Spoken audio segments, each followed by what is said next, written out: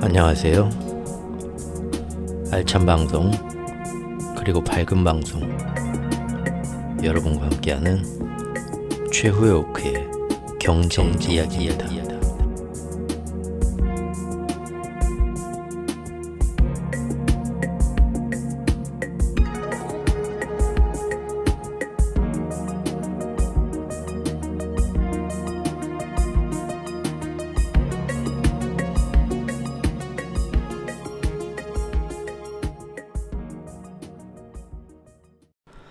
안녕하세요.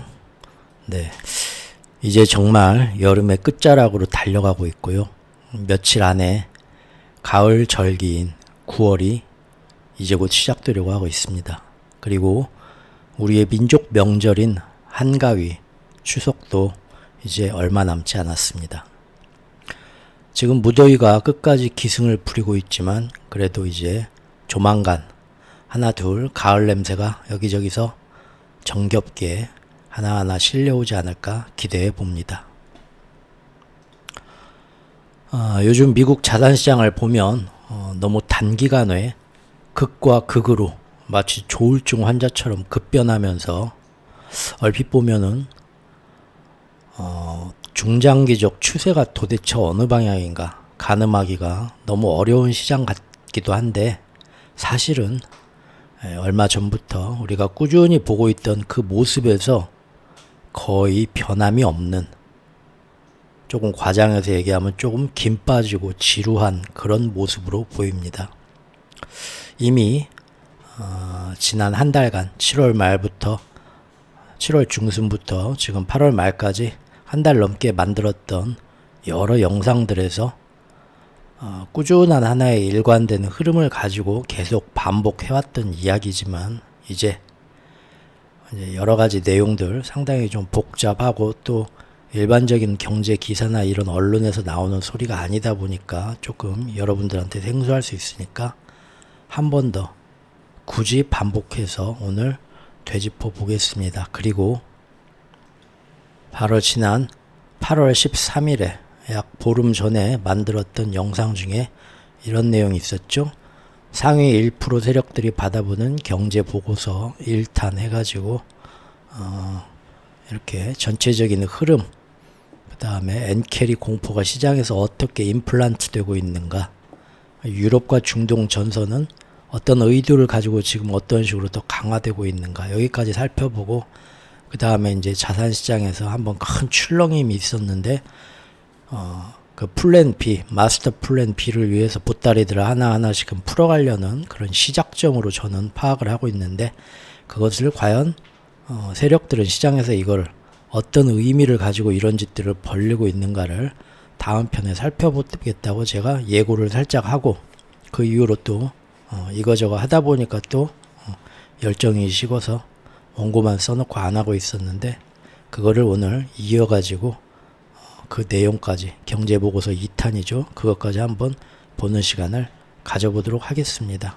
사실은 회원 영상에서는 바로 저번 영상에서 이것까지 다 살펴봤었는데 그래도 한 번 더 복습하는 의미에서, 그리고 예전에 이게 1탄이라고만 제가 이렇게 영상을 만들어서 회원 영상을 못 보시는 분들도 2탄 내용은 그 회원 영상 그 원고 일부인데 공개로 지금 또 해가지고 같이 한번 볼 수 있는 그 부분만 따로 볼 수 있게 좀 그런 기회를 이번에 좀 만들어 보려고 합니다. 자, 시작하기에 앞서 잠깐 홍보하는 시간 좀 갖겠습니다. 뭘 홍보하냐면, 제가 이 최후의 오크의 경제 이야기라는 이 채널에 지금 경제 이야기들 쭉 여러 섹터에서 하고 있고 정말 다양한 자산군을 다루고 있죠. 그러면서 신과 나눈 이야기도 제가 한 섹터로 지금 놓고 있습니다. 그래서 이제 조금 낯설고 생소한 분도 있을 거고, 이미 몇십 년 전부터 이 책에 인연이 닿아서 알아오셨던 분들도 있을 텐데, 다른 건 아니고 제가 그냥 그 신과 나눈 이야기라는 책을 그 시리즈를 제가 직접 그 책에서 좀 필요한 부분만 좀 간략화 시킨 다음에 제가 공부하려고 간략화시킨 그 필사를 한 그 원고에서 제가 그거를 스스로 이렇게 낭독을 한 겁니다. 그 오디오북처럼 만든 거기 때문에 도움이 되시는 분들도 있을 거고, 이게 뭐야 하시는 분들도 있을 건데, 책이 원래 그 미국에서 저자가 닐 도널드 월시라는 분이 쓴 책인데, 이 책이 워낙에 기독교 그 카톨릭 뭐 그런 쪽 위주에서 이제 좀 써지다 보니까 신이라는 얘기가 나오고 뭐 하느님이라는 얘기가 나오고 하다 보니까 그쪽 종교가 아니신 분들한테 거부감이 드는 게 사실입니다. 저 역시도 그 어머님 아버님 그 예전 그 인연이 닿은 게 있어가지고 그냥 제 의사와 상관없이 날 때부터 저는 유아 세례를 받아가지고 천주교 신자가 되었는데, 사실 살면서 성당을 거의 안 나갔거든요. 평생 이쪽 잘 모릅니다. 꼭 이제 천주교나 그런데 종교 교리에 제가 이것만이 맞다고 매달려 있는 사람도 아니고요. 그런데 이 책은 이 신이라는 걸 기독교에서 말하는 유일신을 얘기하는 게 아니라 인류가 오래전부터 막연히 느껴왔던 우주의 질서, 이 큰 우주를 지금 모습으로 있게 하고 계속 유지해 나가는, 그 안에서 우리가 영혼의 모습으로 계속 살아가는, 지금의 현상을 가능케 하는 우주 삼라만상에 넓게 퍼져 있는 그 에너지, 의식, 그거를 어떤 단어로 표현하냐 하는데, 사람들한테 지금 제일 일반화되어서 쉽게 알아들을 수 있는 개념화된 추상 명사가 뭐가 있겠냐 해서 그거를 신으로 표현했을 뿐입니다. 그래서 이거는 특정 종교의 어떤 기반한 내용을 얘기하는 책이 아닙니다. 오히려 이 책은 접해보신 분들은 알겠지만 읽다가 보면 도저히 못 읽겠다고 떨쳐버리시는 분들이 기존의 종교인들입니다. 왜냐하면 지금의 모든 종교, 특히 가장 큰 어떤 그 대세가 되어 있는 기독교 쪽이나 이쪽에 다 근본부터 다 뜯어 고치는, 전혀 뭐 어떻게 보면 이단 중에 이단이라고 할 수 있는 얘기들을 하고 있습니다. 그래서 이거를 지금의 과학과 철학 그런 입장에서 사실 쭉 쓴 책이기 때문에, 그리고 이것이 우리가 죽는 순간에 가서는 누구나 마주하게 되는 현실, 나는 왜 태어났고 뭘 위해서 살았어야 되고 지금 나는 그게 제대로 된 건가? 죽은 다음에는 그럼 어떻게 되는 거지? 그 모든 불안함과 의문들, 사실은 살면서 우리가 많은 그 자아 성찰의 시간을 가지면서 계속 거기에 대해서 개념을 정립해 나가야 되는데, 우리가 지금 지구라는 별에 20세기에 태어나서 21세기를 거치면서 가장 어떤 물질 문명의 어떤 극단화된 그런 세대에서 또 그 환경에서 크다 보니까 그런 노력을 제일 게을리하죠.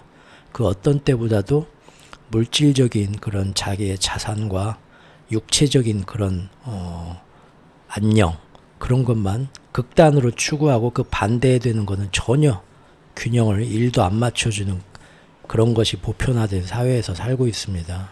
근데 이게 근데 아무리 미뤄도 결국은 죽는 순간이 가까워질수록 여기에 대한 개념이 정립이 안 되면 너무 큰 불안감과 상실감 속에서 인생을 자꾸 하루하루 맞이할 수가 있거든요. 근데 그런 면에서 지금까지 인류 사회에 있던 모든 성각자들의 문화 이야기나 신학, 철학, 종교, 삶의 의미 이런 거에 대해서 아주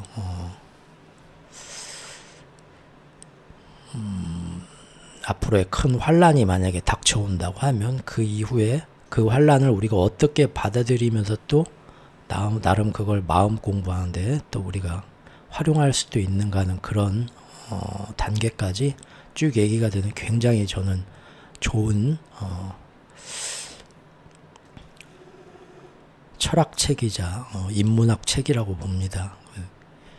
예, 그래서 제가 항상 얘기하는 그 경제 이야기를 바라보는 관점과도 무관하지 않고 사실은 이게 큰 근간이 되는 얘기이기 때문에 경제 이야기 채널이라고 제목은 그냥 제가 아무렇게나 지었지만 그 중에 지금 한 섹터를 신관하는 이야기가 차지하고 있습니다. 그래서 한 번씩 그 이제 편견을 마음의 어떤 그런 선입견을 버리시고 열린 마음으로 한번 무신론자여도 상관없습니다. 저도 사실 무신론자에 가깝습니다. 이제 불가지론이죠. 예, 그랬었는데 지금 그래서 뭐 이 책을 읽고 나서 제가 그러면 뭐 기독교로 돌아섰냐, 전혀 그런 거 아닙니다. 오히려 종교에 대해서 더 오픈된 마인드로, 더 넓은 시각으로 지금 인류 사회가 뭐가 잘못됐고 우리가 어떤 방향으로 나아가나에 대한 굉장히 좋은 서적이라고 생각을 해서 계속 올리고 있고, 혹시 시간이 되시면 제 경제 이야기를 들으러 오신 분들도 한 번씩 도대체 이게 뭔데 이 주인장은 자꾸 이거를 막 몇 시간짜리를 계속 올리지? 앞으로도 이 시리즈 완결될 때까지 틈틈이 신관하는 이야기 낭독본 계속 올릴 예정이고요. 가능하면 아주 오랫동안 나중에 제 개인적인 그 해석을 다룬 주해본도 올릴 기회가 오면 좋지 않을까 생각 중인데, 한 번씩 보실 수 있으면 합니다. 근데 이제 그걸 떠나서 오늘 홍보 드리려는 거는 그 신관하는 이야기가 아니라 재미있는 유흥거리를 좀 하나 추가하려고 합니다. 복잡하고 지루한 얘기, 머리 아픈 얘기, 그리고 항상 알차지만 이게 과연 밝은 방송인가, 가끔 회의감이 들게 만드는 그런 내용들 때문에 조금 채널이 딱딱한 거 저도 알고 있습니다. 그래서 가끔 한 번씩 쉬어가는 의미에서 편하게 들을 수 있는 그런 섹터를 하나 마련을 했습니다. 즉 제 자작 이야기, 소설, 장편 서사시 같은 거를 오디오북 형태로 밤에 자면서 한 자락씩 들을 수 있고, 그냥 이렇게 뭐 커피 한 잔씩 하시면서 이렇게 해질녘에 혹은 한밤중에 밖에를 이렇게 보면서 뭔가 그 벌레 귀뚜라미 소리, 가을벌레 소리 들으면서 참 이 가슴이 찹찹하게 이렇게 촉촉하게 젖어오는 때 있죠. 예. 그럴 때 이렇게 뭐 화려한 뭐 유튜브나 넷플릭스나 막 그런 것들, 뭐 시각과 청각을 엄청 현혹하는 그런 것들도 좋지만, 잔잔하게 마음 한구석에서 상상력을 불러일으키면서 들을 수 있는, 우리 옛날 그 할아버지 할머니가 머리맡에서 해주시던 옛날 이야기와 같은 그런 꼭지들 하나씩 쭉 이어지는 시리즈로 앞으로 연재할 예정입니다. 이것은 심야 라디오라고 할 수도 있고 민담, 설화, 고전 무협이라고도 할 수 있는 내용이고요. 거기에 지금 가능하다면 철학과 감동까지 한번 담아보려고 제가 애쓴 내용입니다. 네. 머리 아프고 지루한 경제 이야기 중간중간에 여러분들께 부디 담비 같은 시원한 오락거리가 될 수 있기를 바랍니다. 그리고 이 이야기도 그냥 단편 끊어지는 내용이 아니고요. 절대로 사실은 아주 긴 제 뭐 경제 이야기 채널 내용들도 그러죠. 다 이어지죠. 이 이야기 역시도 앞으로 거대한 서사시이고요. 하나의 정말 큰 장편 소설입니다. 그렇기 때문에 그 안에 또 치밀한 복선과 큰 흐름이 존재합니다. 그래서 이 이야기들을 관심 있으시면 놓치지 마시고 매 한 편 한 편 잘 놓치지 말고 들으시면서 이어가시면 나중에 정말 재미가 몇 배가 될 수 있는 큰 흐름들을 알아가는 그런 재미가 또 있으실 거라 생각합니다. 아마 앞으로 남은 올해 90, 11, 12 넉 달 남았죠. 이 남은 올해에 여러분들에게 아주 큰 재미와 감동을 선사할 수 있을 거라고 감히 스스로 자신해 봅니다. 앞으로 많은 관심 부탁드리겠습니다. 감사합니다. 자, 이제 그동안의 지난 흐름들과 그 다음에 상위 1%들이 받아보는 은밀한 경제 보고서 2탄까지 한번 시작해 보겠습니다. 첫째, 큰 세력들은 이미 상반기 내내 AI 관련 기술주 노출을 꾸준히 줄여왔고요. 그동안의 현금과 안전자산 비중을 매번 더 크게 늘려 놓았었습니다. 우리가 쭉 봤던 흐름이죠. 그리고 이것은 지난 6월하고 7월 초까지 진행되었던 그 당시에 G7 국제회의와 연이어서 미국 워싱턴에서 열렸던 나토 회의에서 결정되었던 사항들과 사실은 큰 관계가 있었다고 제가 말씀을 드렸었죠. 이게 그 당시 영상이고요. 넘버 2, 두 번째입니다. 두 번째는 그리고 이제 하반기가 시작되는 7월부터는 더 이상 빅테크나 AI가 아닌 경기 순환주, 특히 11월 대선을 앞두고서 대선의 수혜를 받는 게 어디냐, 그런 분야 섹터에 미리부터 세력들은 포트폴리오 조정을 끝낸 상태였죠. 네. 사실 빅테크와 AI는 개미들한테 다 떠넘기고 상반기에, 하반기부터는 지들 포트폴리오에서 다 줄여놓고 이제 더 이상 글이 안 들어가고 있었다는 겁니다. 그런데 7월 중순부터 갑자기 그것마저도, 그 포트폴리오마저도 급하게 손을 더 털면서 훨씬 더 안전한 곳으로 몽땅 피신하는 굉장히 기이하고도 격한 움직임이 미국 자산시장에서 나타납니다.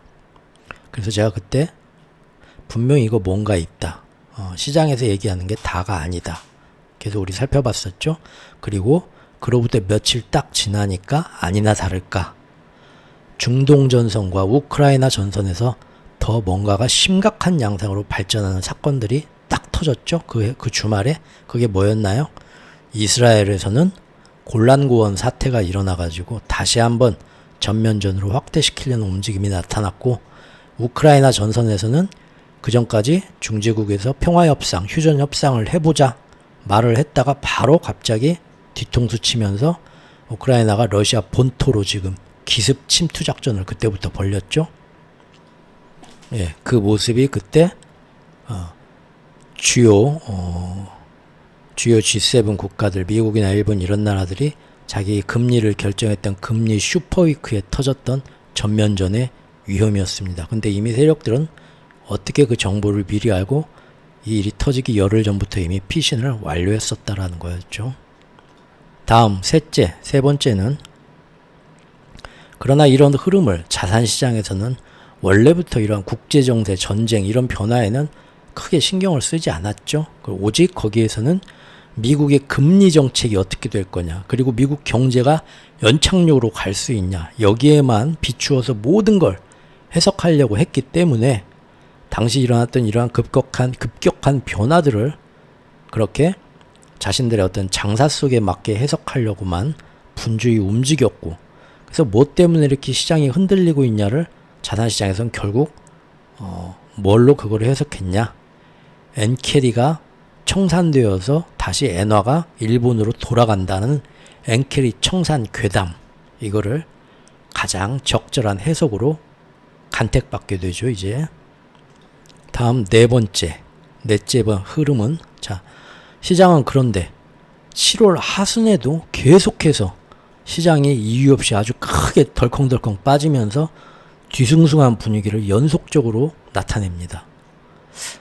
그때마다 시장에서는 이것을 엔캐리 청산 괴담이다, 매번 그걸로 다 해석하려 들었지만, 사실 우리 채널에서 아주 많은 시간을 할애했던 것처럼 그 안을 심도 있게 면밀히 살펴본다면 그것만으로는 해석 안 되는 모습이 사실 여기저기서 많이 나오고 있었죠. 그래서 진짜 시장에 그렇게 출렁거렸던 이유는 뭐냐, 사실은 시장의 불안감이 더 크게 퍼지고 있다. 즉, 그전에는 낙관적으로 믿었던 대세적인 상승 랠리에 대한 그런 믿음, 투심이 이미 크게 흔들리기 때문이다, 그렇게 봤죠. 그 이유는 그럼 뭐냐, 구체적으로 첫 번째, AI에 대한 모든 기대가 사실은 과대 광고 마케팅이 아주 큰 부분을 차지했었다 라는 거. 이거 사실 상반기에도 계속 이런 얘기가 나왔었지만, 진작 나왔었지만, 사람들은 포모 때문에, 그리고 또 그 분위기 뽕에 취해가지고 광신도들처럼 그런 얘기 나와도 전혀 들으려고 하지를 않았죠.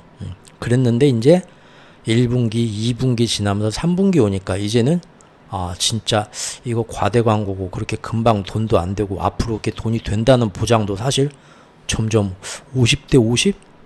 정말 이런 거였나? 그런 부작용들이 여기저기서 실제 현실로 점점 드러나고 있다는 거를 이제 더 이상 눈 감고 귀 닫고 외면만 하기에는 힘들다, 불편한 현실을 점점 자각하는 중인 거죠. 그래서 실제로 그 중에 AI에 대해서 가장 안정된 매출을 확인해 주는 데가 어디냐, 빅테크에서 AI 클라우드 분야였죠. 구글, 마이크로소프트, 아마존의 클라우드 분야, 생성형 인공지능 클라우드 분야인데, 그거를 이제 그 빅테크들이 실적 발표할 때 그 안에서도 2분기 때도 그랬는데 3분기가 돼서도 이제 3분기에 발표한 게 사실 2분기 실적이지만 거기서도 아직도 더 기다려야 한다. 이거 돈 안 된다. 근데 앞으로 돈은 더 들어갈 거다. 명백해졌죠? 이번에 그때도 한번 그래서 크게 여기 당시 영상이죠. 시장에서요. AI에 대한 신앙이 이렇게 더 크게 부서지고 있었다는 겁니다. 그렇게 AI 신화가 부서지는 와중에 가만 보니까 또 뭡니까?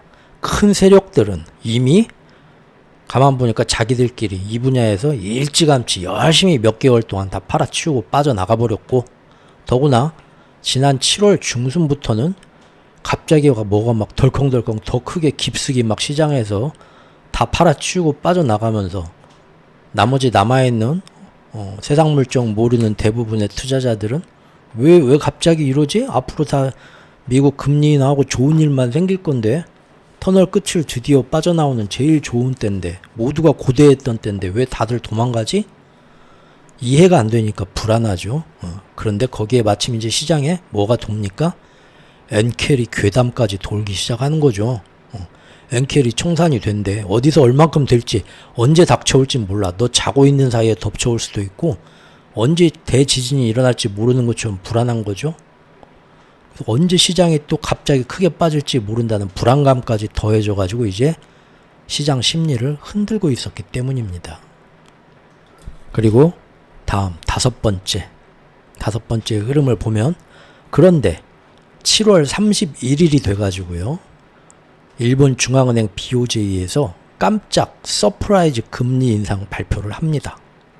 원래 사실 일본 중앙은행은 지난 4월부터 표면적으로는 자기들도 금리 인상으로 돌아섰다고 말을 해요. 발표를 했어요. 그러나 실제로는 금리 인상을 실제 얼마큼 하냐 하는 실제적인 효력은 그동안 몇 달 동안 거의 발휘를 안 하고 있었습니다. 그래서 엔화가 계속 약세였죠. 거기에 금년 들어서 1분기, 2분기 지나고 시간이 지날수록 어떻게 되냐? 전 세계 선진국 인플레도 점차 다 안정이 됩니다. 그래서 뭐 캐나다, 뭐 유럽 이런 데서부터 먼저 금리 인하 하기 시작해버리죠. 이제 더 이상 뭐 인플레도 많이 잡혀가는 것 같고, 침체가 더 문제가 되니까 금리 인하 해야겠네. 다 그렇게 돌아서고 있단 말이죠. 일본 역시도 작년같이 한창 인플레가 날카로울 때를 지나가지고 이제는 다시 여전히 높은 물가도 있지만 다시 또 장기 침체로 빠지려는 디플레이션 모습도 슬슬 혼재돼서 나타나기 시작하고 있었습니다. 일본도 경제 지표들 보면. 이처럼 사실상 금년 들어 시간이 지날수록 일본 중앙은행이 앞으로 더 완고한 금리 인상 기조를 유지해 나가기가 점점 어려워지고 있던 상황이었어요. 그래서 이번에 대부분 이번 7월 말 금리 결정 회의에서도 일본이 사실 쉽사리 금리를 올리지 못할 거라고들 다들 그렇게 배팅하고 있었습니다. 더구나 일본은 그동안 매번 말로만 금리 인상 하겠어, 가만두지 않겠어, 말로만 떠들고 실제로는 사실상 환율 시장에서 봐도 일부러 엔저를 계속 유지하고 있더라. 이거는 그런 모습을 여러 차례 보여주고 있었기 때문에 이번에도 사실 말로만 매파적인 금리 인상 기조를 입으로는 립서비스로는 이어가겠지만 실제로는 말만 그렇게 하고 또 별로 거의 움직이지 않는, 사실상 금리 동결이나 다름없는 액션이 나올 거라고들 열의 9명이 모두 다 그렇게 무난하게 예상 중이었습니다.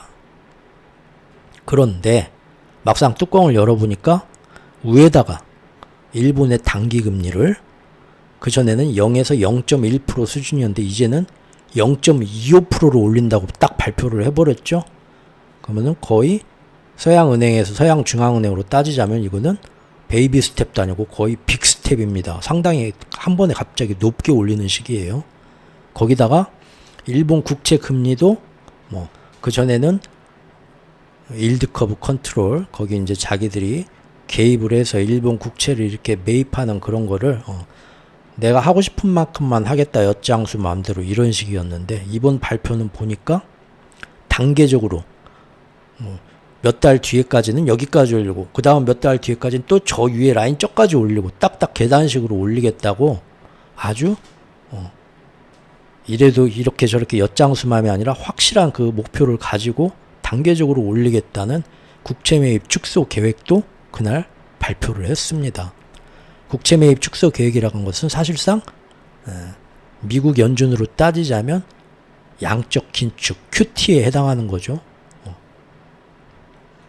그래서 시장은 이런 의외의 움직임에 제법 깜짝 놀라게 됐고요.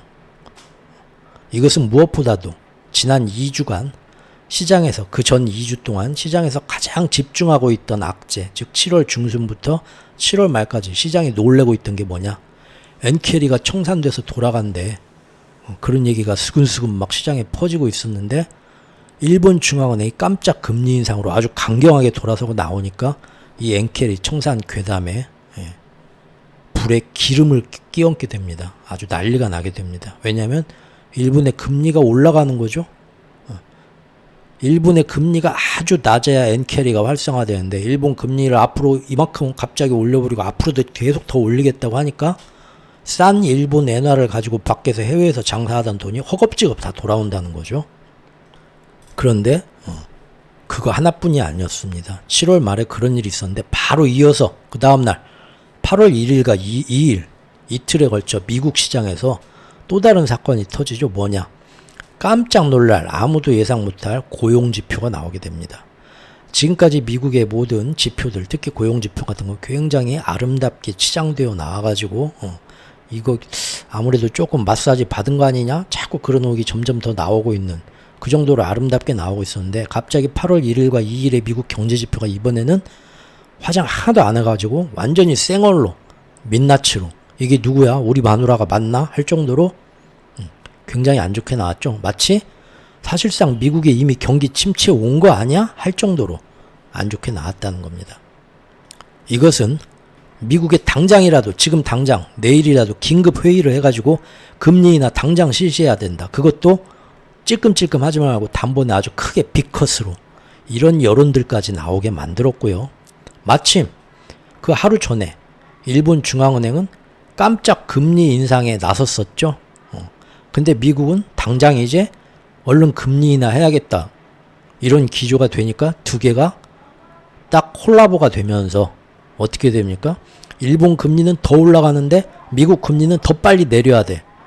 두 은행 간에, 두 중앙은행 간에, 두 국가 간의 금리 차이가 확 굉장히 빠르게 줄어들 거라는 예상을 누구나 하게 만들죠. 이건 또 엔캐리 괴담을 더욱더 부채질을 합니다. 그렇죠? 예. 밖에 마이크 소리가 좀 들렸나요? 죄송합니다. 저렇게 트럭에다 뭐 이렇게 실어가지고 마이크로 이렇게 테이프 녹음한 거 틀어놓으면서 뭐 팔러 오면은 뭔지 꼭 내려가서 보고 싶은 마음들 있죠. 여러분들도. 괜히 뭐 그게 뭐 시장이나 마트보다 물건이 싱싱한지도 모르겠고 더 싼지도 모르겠지만 괜히 그런데 가서 보면 또 사고 싶습니다. 이렇게 얘기하고 흥정하고 거기서 뭔가 사면 괜히 이렇게 사람하고 섞이는 기분도 좋고 진짜인지 아닌지 모르지만 아이템 득템한 것도 같고 또 이걸 어떻게 잘라서 볶아서 뭘 해먹을까 그런 생각도 하고 참. 야, 또 쓸데없는 얘기. 죄송합니다. 그래서 이렇게 그만큼 시장에 엔캐리가 청산돼서 돌아간다. 회귀 가능성을 더욱 우려하게 만들었죠. 7월 31일, 8월 1일, 8월 2일까지 연짝으로 일본과 미국에서 나타난 움직임이 그렇게 만들었다는. 그래서 그때 시장이 난리가 납니다. 8월 초에. 기억들 하시죠?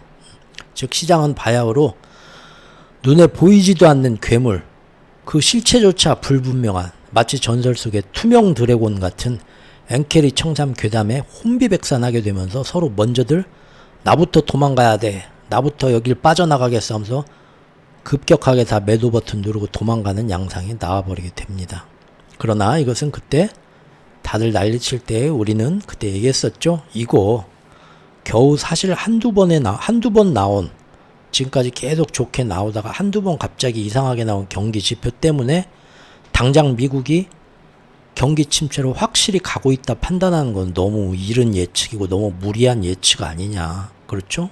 그렇게 설레발릴 칠은 아니고 다음 지표들도 쭉 보자. 얼마든지 또 좋게 나올 수도 있는 거 아니냐.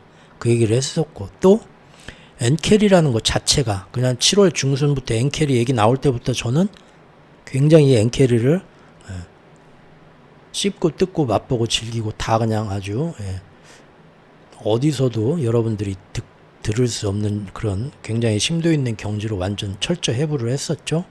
그러면서 무조건 모두가 이 실체를 확실한 공포로 인정하고 도망가야 한다. 엔캐리를 인정하면서 이것 자체도 사실 납득이 잘 안 된다. 시장에서 그냥 괜히 여기다 갖다 붙이는 경향이 상당히 많다. 이렇게 파악을 하고 있었죠.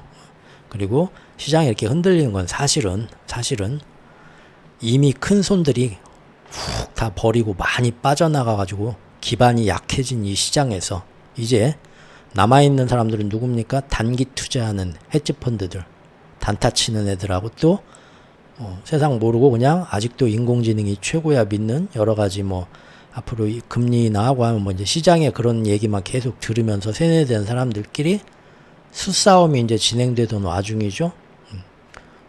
이거 조금 시장이 불안한 것 같기도 한 것 같고, 좀 더 잘 나갈 것 같기도 하고, 뭐가 맞지? 하면서 눈치 싸움 하던 와중에 마침 좋은 핑곗거리가 이미 엔캐리라는 게 생겨버렸는데 8월 1일, 2일에 안 좋은 경제지표가 나오니까 시장에 과하게 아주 과도하게 경기 침체 공포를 퍼뜨리면서 그 와중에 크게 한탕 해먹고 싶은 놈들이 있다.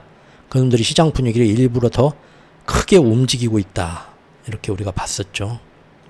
다음 6번째. 어쨌든 그렇게 해서 8월 시작과 더불어서 크게 흔들렸던 미국 시장은 이제 주말 토요일 일요일을 넘기고 다음 주 8월 5일이 돼서 월요일 아시아에서 블랙 먼데이라는 것을 유발합니다.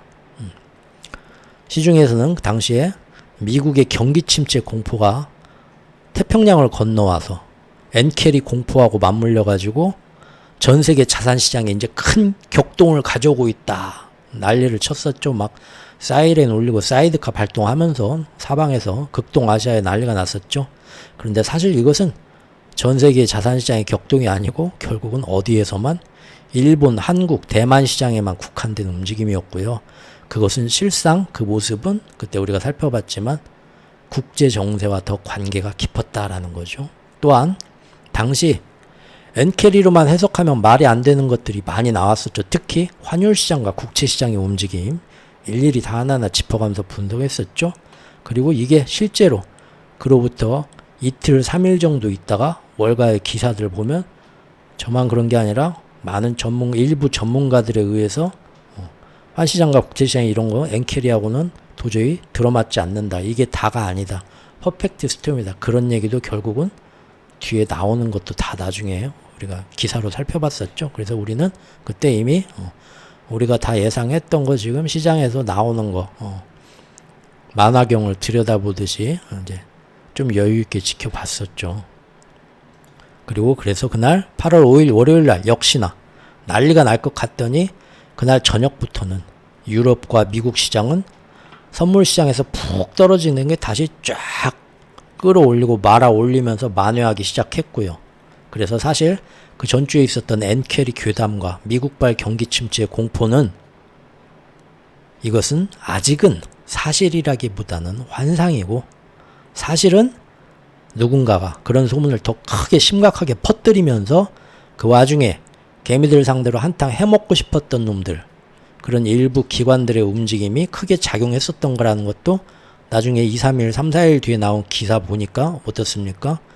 사실 그 당시 단기 헤지펀드들은 월요일날 블랙 먼데이 어쩌고 하면서 사실은 역대로 가장 많은 순매수로 아래에서 줍줍했다는 거 그리고 일부러 더 시장을 크게 흔들면서 숏으로 다 헤쳐먹었다는 거 결국은 나중에 골드만삭스의 그 브로커 시스템으로 해서 그것도 이제 어느 정도 다 드러나는 것도 우리가 봤었죠.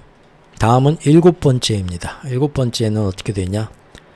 그 이후에 블랙 먼데이가 지나고 나서 약 2주 동안 보름 동안 다시 거짓말같이 미국 시장의 모든 경제지표는 또 더없이 튼튼하고 아름답게만 나옵니다. 너무 당황스러울 정도로 경기 침체가 미국에 오네오네 떠들었던 사람들 창피해서 다 휴가 갔어요. 그 이후로 마치 이것은 7월 말에 있었던 일본 중앙은행의 금리 결정과 그 이후에 나왔던 8월 1일과 2일에 연달아서 나왔던 미국의 처참했던 고용 지표들이 모두 다 새빨간 거짓말이고 마치 한여름밤의 꿈이었던 것처럼 그렇게 돼버렸죠. 그래서 시간이 갈수록 시장은 이제 점점 경기 침체 불안은 싹 지우게 됐고, 오히려 시간이 가면서는 그걸 넘어서서 불안감을 씻는 정도가 아니라 이제 다시 미국 경제는 침체가 절대 안 올 뿐만 아니라 이제 9월부터 금리 인하도 시작되면은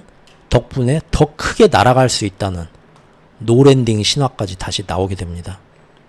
물론 이 과정에서 나온 지표들을 사실 그 면면을 우리가 찬찬히 뜯어보면 역시나 통계의 허점을 이용해서 더 과대 광고하면서 미국 경제 이렇게 좋다 하고 좀 메이크업 한 게 그게 큰 부분이고, 실제로는 점점 더 확실하게 미국 실물 경제 메인스트림이죠.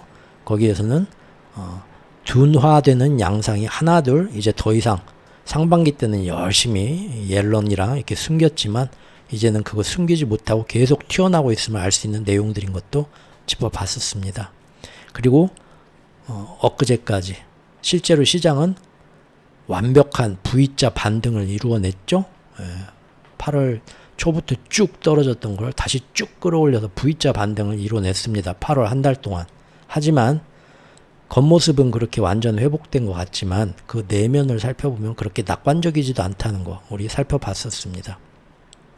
실제 지표들에서는 계속해서 경기는 둔화되는 모습들이 동시에 나오고 있고, 또 AI의 과대 광고 시장에서는 이미 눈치 빠른 놈들은 먹을 거 다 먹고 철수한 상태이면서 그나마 끝까지 남아있던 AI 광신도들 사이에서도 이제 AI에 관한 맹목적인 신앙은 날마다 점점 더 불순한 소문들에 불안해지면서, 야, 우리 교주님이 저기 신의 아들인 줄 알았는데, 야, 저번 날 보니까 우리 저기 이쁘장한 저기 그 젊은 여신도 하고 야 같이 어디 데이트하고 있더라, 그런 얘기도 점점 나오죠. 그래서 점점 불안해지죠. 그래서 빅테크하고 AI 분야에 대한 동력은 지금 그동안 V자 반등으로 시장이 회복됐다 하지만 이 섹터들의 그런 상승 동력은 절대로 지금 보면 어떻습니까? 예전처럼 돌아오지 못하고 있죠. 물론 이제 내일 모레 엔비디아 실적 발표가 또 어떤 변수가 될지는 모르긴 하지만요. 지금까지는 그랬습니다. 거기에 이제 큰 손들과 빅샷들은 이렇게 시장이 이렇게 크게 빠르게 회복하는 이번 V자 반등에서도 절대 시장에 들어오지 않았다. 여전히 안전자산 포트폴리오를 꽉 끌어안고서 거기서 꼼짝도 않고 뒷짐지고 관망만 하고 있더라라는 것도 드러난 거, 그것까지도 우리가 살펴봤었습니다.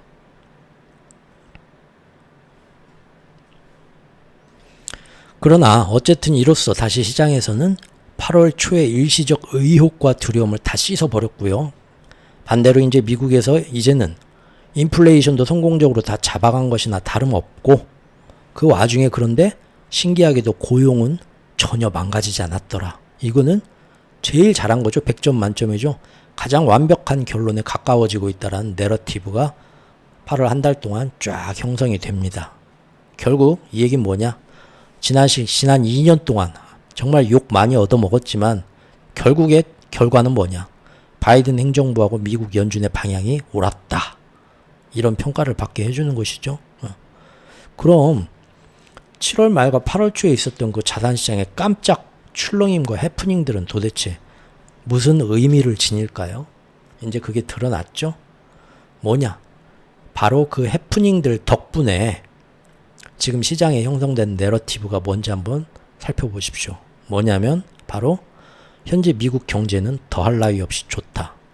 그런데 동시에 이렇게 미국 경제가 좋으면은 금리 인하할 필요가 없죠. 금리 인하하면 인플레만 재반등될 뿐이니까 하면 안 되겠죠. 그런데도 지금 동시에 더 이상 금리 인하는 늦출 수 없다 라는 긴박감하고 당위성을 충분히 심어준 겁니다. 뭐가요? 바로 7월 말과 8월 초에 있었던 그 해프닝 때문에. 다시 말해서 분명 미국 경제는 지금 더할 나위 없는 노랜딩 경로인 건 맞는 것 같은데, 그렇다 해도 언제 어디서 어느 날 갑자기 고용이 급격히 무너지면서 둔화와 침체의 낭떠러지로 자칫 잘못하면 헛발디디게 될지도 모른다. 헛디디게 될지도 모른다. 그거는 아무도 보장할 수 없다라는 막연한 공포 역시도 안겨준 것입니다. 그리고 이 공포는 말도 안 돼 하려다가도 왜 말이 안 돼 이게 있는데 하고 걸고 넘어질 수가 있는 게 뭡니까? 엔켈이 청산 가능성. 이것 때문에 전설 속의 투명 드래곤을 다 믿게 되었죠. 더욱 구체화된 겁니다.